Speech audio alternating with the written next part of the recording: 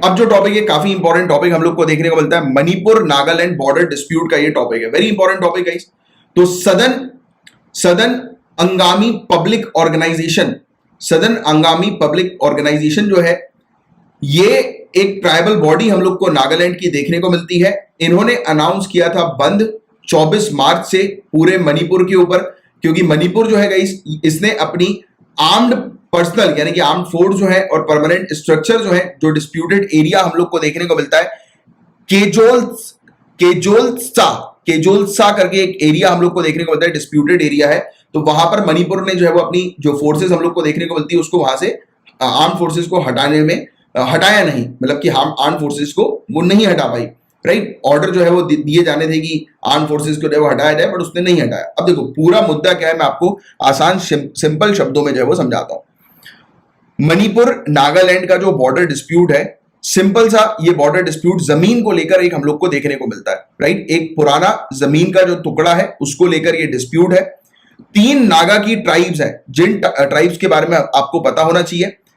अंगमी या अंगामीज जो नागालैंड की ट्राइब है, ये नागा ही ट्राइब है। और दूसरी ट्राइब मणिपुर के अंदर हम लोग को 2 ट्राइब देखने को मिलती है, माओ और मरम।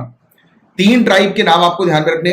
नागालैंड के अंदर अंगामीज, ये नागा ट्राइब ही है, नागा ट्राइब्स का ही हिस्सा है।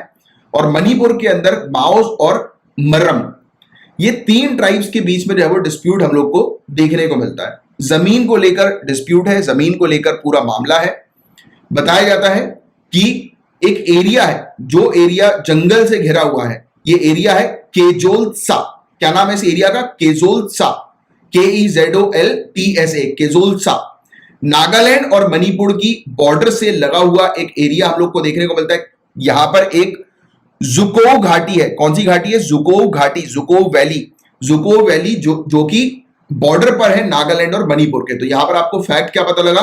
नागालैंड और मणिपुर की बॉर्डर पर एक वैली, एक घाटी है जुकोव घाटी, जो कि पूरी झाड़ियों से घिरी हुई है, फॉरेस्टेड एरिया हम लोग को देखने को मिलता है। और स्पेशली ये जो एरिया है इसका नाम है केजोलसा।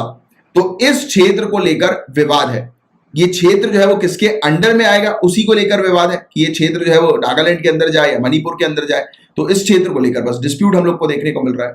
तो 2 राज्यों में फैली जुकोव घाटी, ये जो वैली जुकोव जो वैली हम लोग को देखने को मिलती है 2 राज्यों में फैली हुई है।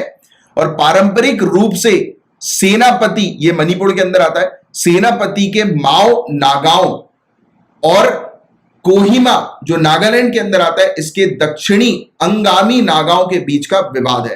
तो नागा ट्राइब्स की जो दूसरी विंग्स जो हम लोग को देखने को मिलती है, यानी कि एक नागा ट्राइबल ग्रुप है, तो उसके अंदर और भी जो सब ट्राइब्स हम लोग को देखने को मिलती है। तो टोटल 3 ट्राइब्स के बीच का ये इशू है नागालैंड और मणिपुर के। That's it. ये चीज बस आपको मेनली फोकस करनी है, इस चीज पर आपको ध्यान रखना है।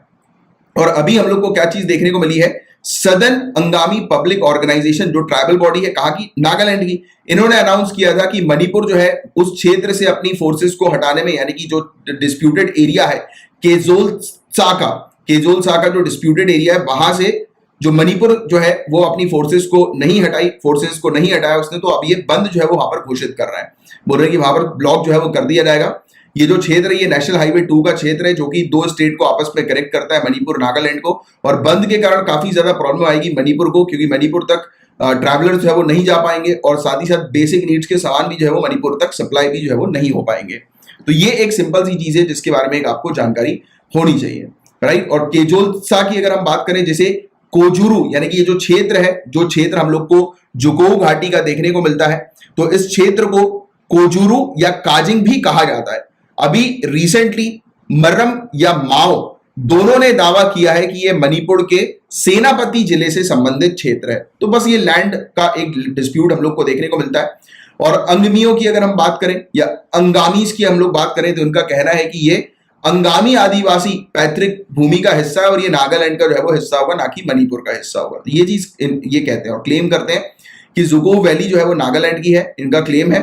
और अगर जरूरत पड़े तो सेंट्रल गवर्नमेंट भी जो है उस मुद्दे को सुलझाने में मध्यस्थता की भूमिका जो है वो निभा सकती है। अब पॉइंट टू बी नोटेड, ये जो डिस्प्यूट है ये नागालैंड और मणिपुर स्टेट गवर्नमेंट के बीच का डिस्प्यूट नहीं है, क्योंकि आपस में टेरिटरी को लेकर आपने कई बार देखा होगा, राइट, कि टेरिटरी को लेकर आपस में स्टेट गवर्नमेंट्स के बीच में डिस्प्यूट होता है। ये डिस्प्यूट है नागा ट्राइब्स के बीच में, और तीनों ट्राइब के नाम मैंने आपको बता दिए।